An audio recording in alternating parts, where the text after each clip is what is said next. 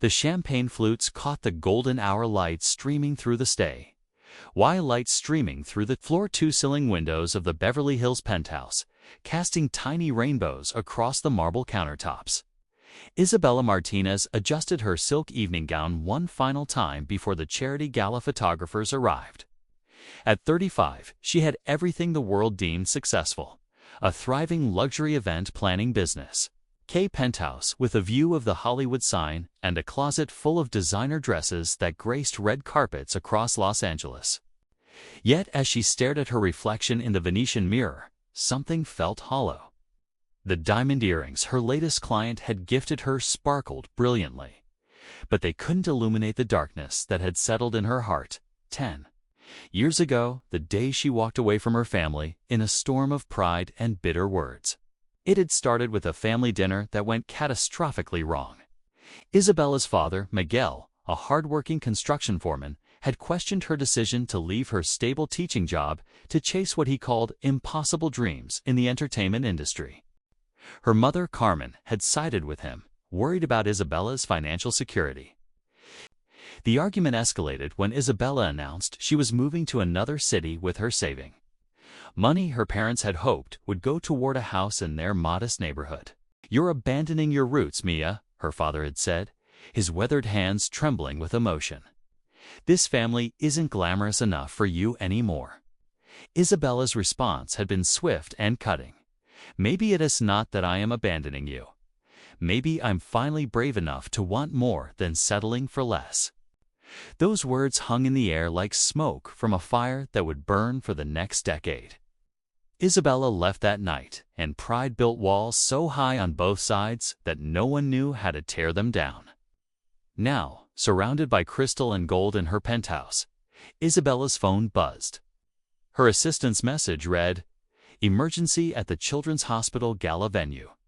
Flood in the main ballroom. Event in jeopardy." Isabella's heart sank.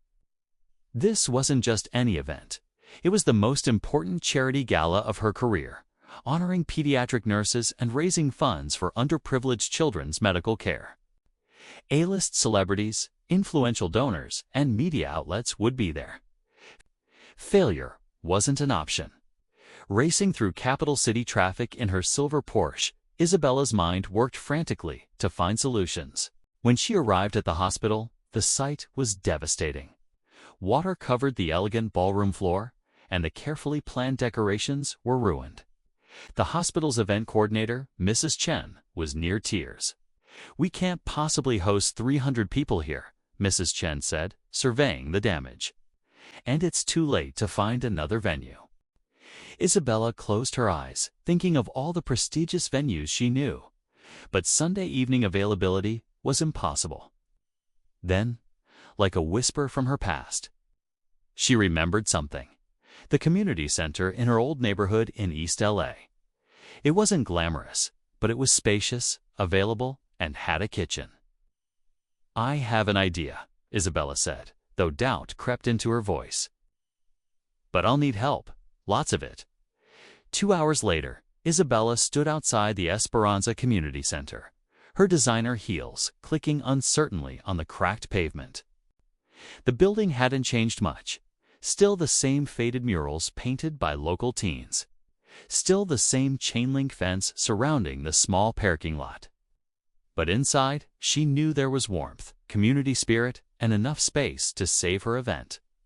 The center's director, Mrs. Rodriguez, recognized Isabella immediately, despite the years and the designer clothes. "Isabella Martinez," she said with a knowing smile. "Your mother still talks about you at the grocery store, you know?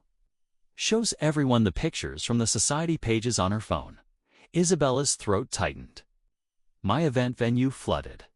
I know it's last minute, but could we possibly use the center?" "Of course, Mia. But you'll need decorations, catering, setup crew." Mrs. Rodriguez paused meaningfully. "You'll need community." Within the hour, Isabella found herself making a phone call she'd sworn she'd never make. Her hands shook as she dialed her mother's number. "Mommy." Isabella's voice cracked. "It's me." The silence stretched for what felt like eternity before Carmen's voice, thick with emotion, whispered Isabella. "Mi amor, is it really you?" What happened next could only be described as magic born from necessity and watered by love. Carmen made calls to every family friend, neighbor, and church member she knew. Isabella's father, Miguel, despite his hurt and pride, rallied his construction crew to help transform the community center. Isabella's younger brother, Carlos, now a successful chef, volunteered his restaurant staff to cater the event. As the sun began to set, 3 generations of the Martinez family and their extended community worked side by side, transforming the humble community center into something extraordinary. Miguel's crew hung twinkling lights from the ceiling beams. Carmen and her church ladies arranged flowers from their gardens into stunning centerpieces. Local teenagers, many of whom Isabella had taught years ago, painted welcome banners in English and Spanish. Isabella watched in amazement as her worlds collided in the most beautiful way. When the first guests arrived, Hollywood actors still in their designer gowns, but now standing in a community center that smelled of fresh paint and homemade tamales, something magical happened. The vulnerability and authenticity of the setting broke down barriers. Celebrities found themselves in genuine conversations with community members, sharing stories and laughter that would have been impossible in a sterile hotel ballroom. The event's emotional peak came when Isabella took the microphone to address the crowd. She looked out at the sea of faces, glamorous and humble, famous and unknown, all united in support of children in need, and felt her carefully constructed walls finally crumble. 10 years ago, she began, her voice wavering but strong. "I thought success meant leaving everything behind, including the people who loved me most. Tonight, I learned that true success is bringing everyone together." Her eyes found her parents in the crowd. Miguel stood with his arm around Carmen, both of them crying openly. "This event happened because of kindness," Isabella continued. "The kindness of a community that welcomed back someone who thought she was too good for them. The kindness of parents who loved their daughter even when she broke their hearts. The kindness of strangers who became family when family felt like strangers."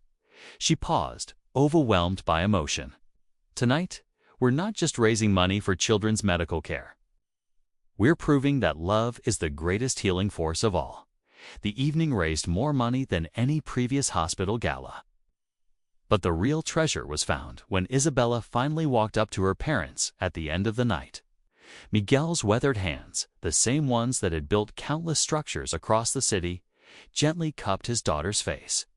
"Mia," he whispered, "I was wrong. You didn't abandon your roots, you grew them stronger." Carmen pulled them both into an embrace that felt like coming home after a decade-long journey. "Familia," she whispered. "Always familia." 6 months later, Isabella opened her second office not in Beverly Hills, but in East LA, specifically to plan events that brought communities together. She kept her penthouse, but bought a small house 3 blocks from her parents. Sunday dinners became sacred again, with Isabella's designer dresses hanging next to her mother's aprons and her father's work clothes. The kindness that reunited the Martinez family that night rippled outward in ways Isabella never imagined. The community center became a regular venue for her events, bringing economic opportunity to the neighborhood. Several of the teenagers who helped that night received scholarships to college through connections made at the gala. Miguel's construction company began getting contracts with Isabella's high-end clients, bridging the gap between 2 worlds. But perhaps most importantly, Isabella learned that true glamour doesn't come from what you own or where you live. It comes from the love you share and the bridges you build. In a world that often celebrates individual achievement above all else, the Martinez family discovered that the most beautiful success story is one written together, with kindness as the ink and love as the paper. Every year now, the Children's Hospital Gala is held at the Esperanza Community Center. And every year, Isabella remembers that sometimes the most elegant solution is also the most humble one. Sometimes coming home means traveling the farthest distance of all, the journey from pride to love, from isolation to community, from success to significance. The champagne still sparkles. The designer dresses still shine.